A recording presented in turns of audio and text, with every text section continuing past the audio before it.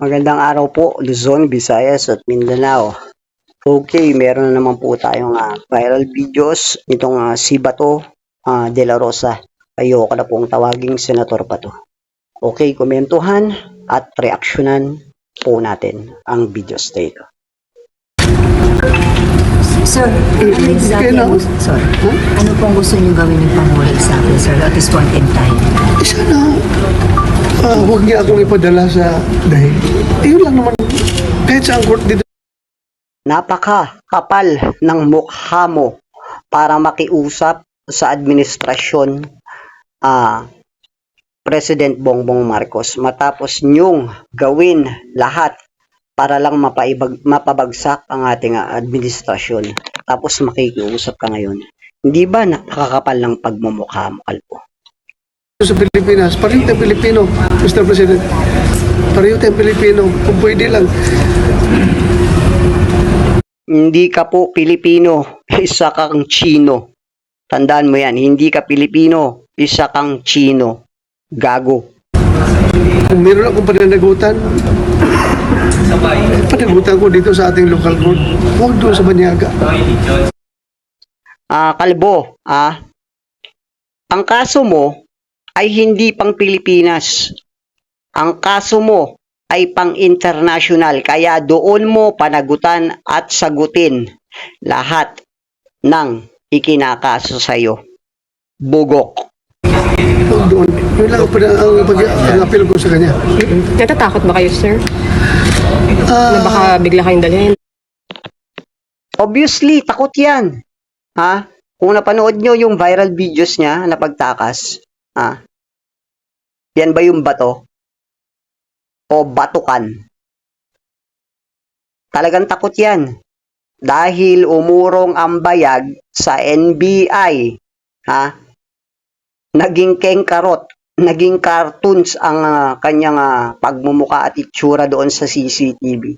Nadapa pa nga yan Damputin. Tao lang naman tayo. Hindi naman tayo. Dapat dito talagang tropa talaga ni ni Robin Padilla, isa pang bobot tanga. Ayan, dapat mag-artista ka na lang din ba to? Magsama kayo ni Robin Padilla. Gumawa na lang kayo ng politika, ng pelikula.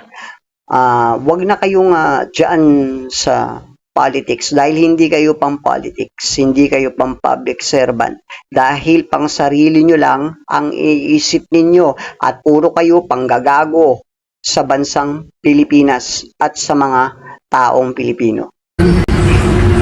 Despite sa aking mga pinagdaanan, the more I am humanized.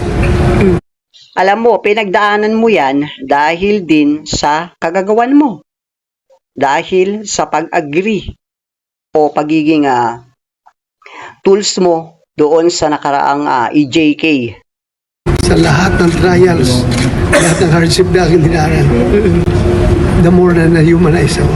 So, sir, ano comment nyo doon sa mga EJK na kinoconnect sa inyo? Allegedly, kayo ang behind. Sir, sabi sa warrant po kasi may reasonable grounds daw to believe that you're involved in DBS. And That's their point. That's their point. May point naman is tayo. Ikaw ba, do you think may napatay akong tao sa IGK? Kung ako ang tatanungin mo, 100% oo. Hindi lang meron, kundi marami kang napatay. Gunggong na to. Ang tapang ng mukha mo? Nakikiusap ka sa administrasyon, pero ikaw pa itong matapang, Panagutan mo kung ano ang ginawa mo. Yung amo mo, nandun na sa dahig. Ikaw na rin ang nagsabi na kahit saan, sa impyerno man o sa kamatayan, sasamahan mo ang amo mo. Bakit ngayon, bahagang buntot mo? Tarantado ka pala. Do you think meron ako inutusan na Oo. patayin mo yan? This is all about politics. Politics, Kalbo. Politics ito. Yung Trillanes na galit sa Kayo ang palaging namumulitika sa administrasyon. Kayo. mga Duterte, yung mga makakaliwa na galit sa pagtira ni Duterte sa mga komunista. at yung sakim Tama na. Mulat na ang taong bayan. Alam na namin ang totoo. Gunggong ka. na Martin Romualdez na gusto maging presidente ng Pilipinas. Sila ang nag-coordinate itong lahat para pabagsakin ang mga Duterte. Senator, what do you think this is all about? Hindi para pabagsakin ang mga Duterte, kundi para panagutin. Ha? Lilinawin ko lang, Kalbo. Hindi pabagsakin ang mga Duterte o kayo. Kundi dapat kayong panagutin sa mga krimeng ginawa ninyo. Yeah. Kasi kung hindi ito politics, bakit hindi ako kasuhan dito sa local courts? Ha? They want us to banish from the Philippine soil. Yan ang gusto nila, kaya doon sila nag-file. Dito, kung gusto niyo accountability, filean mo ko dito. Ang kaso sa Pilipinas. Nandiyan yung mga Philippine courts natin. At haharapin Pero mo. kahit isang murder, walang pinail sa akin. Kasi alam nila wala akong pinatay na tao at wala akong inutusan na patayin ninyo yan. Tama na, Kalbo. Ha? Hindi na uubra sa amin yung mga paawa-awa, pakeme-keme effect mo. Gago! Alam nila yan. Eh, yung mga taga-ICC naniniwala sa kanilang mga fabrication. Sir, Everything is fabricated. So, ano lang ang naging role mo, sir? Ha? Ano lang ang naging role mo? Ang role ko is para mag-lead sa war on drugs. Ha? O, ayan ha.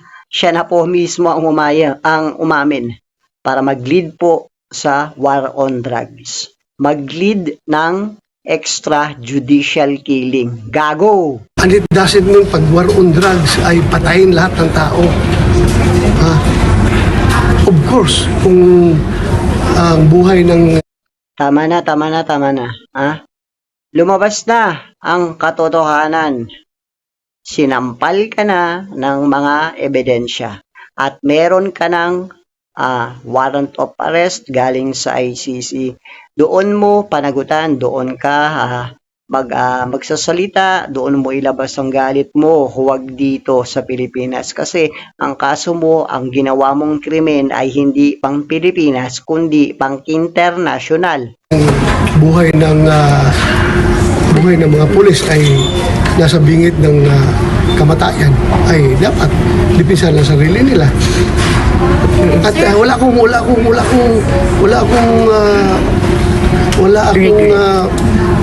pang-abuso na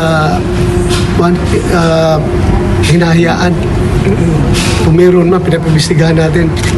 Sir, pero yung may sabina po kasi yung PNP, guys, sir, may sabina po kasi PNP. Pupunta po ba kayo? I think May 14 po yun. Titingnan natin with the current situation, marami namang abogado natin na pwedeng ipadala. Titingnan lang natin. Sir, if ever maging local complaint yun, naharapin niyo po yun. Yung sa CIDG, sir. Kasi it's a possible complaint daw. Sinasabi ko nga sa iyo, lahat basta sa local lang. Ang galing umarte guys, no? Tignan nyo. Kalbo! Harapin natin yan. You can just imagine kung inibisigahan nila yung EJK ko noong panahon ng city director ako ng Davao. How many years ago na yun? Grabe naman.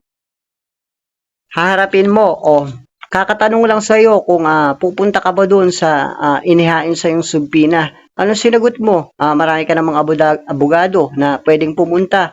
Akala ko ba haharapin mo? Gunggong ka yata eh. Pagkakalkal yan kung kinakalkal nila kung yung mga nangyayari doon sa Davao. Dapat noon pa, kinasuhan na nila ako. Bakit ngayon pa sila magkakalkal ng mga ganun?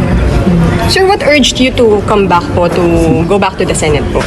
May mga nagsasabi baka dahil sa impeachment, sa change in leadership? Hindi ako Totoo naman guys, di ba? Obvious na obvious yan. Kaya ka lumabas. Para matuloy at makumpleto ang kudita ninyo na pagpapatalsik o pagpapalit ng Senate President para mapigilan ninyo yung impeachment ng amo ninyong si Sara Duterte. Hindi siya vice presidente para sa akin. Ngaling kasama na yan lahat. Impeachment, yung change of leadership, yung Yung kini-question ninyo palagi yung sweldo ko. Nahiya na ako talaga ko. Ako, hiyang-hiya na ako. Dahil nga, wala po yan sa vokabularyo ko na Kung nahihiya ka, edi dapat lumabas ka. Hindi ka dapat natakot doon sa warrant of arrest. makinabang sa pera ng gobyerno o kanino mang pera na iniisahan ko. Hindi ka nahihiya, kundi makapal ang hiya mo, makapal ang mukha mo.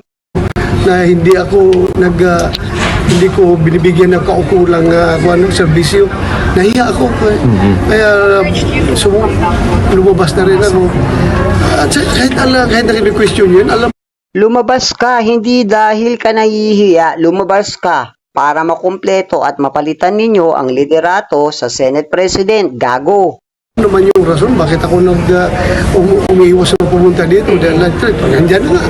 Nangyari na nga kahapon. So kung kayo ako, ano kayo? Sabihin na lang ninyo ako na nagsamantala, basta huwag lang yung sabihin na tanga. Tanga man doon ba to? Alam na. Tama na to. Tama na to guys. Masyado na akong na-high blood sa mga pinagsasabi ito. Well, anyway, this is June Pinas para sa Pilipinas at para sa Pilipino.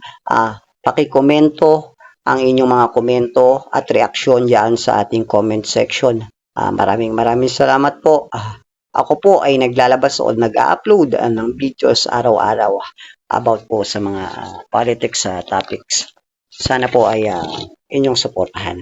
Maraming salamat po. God bless po. Mag-ingat po tayong lahat.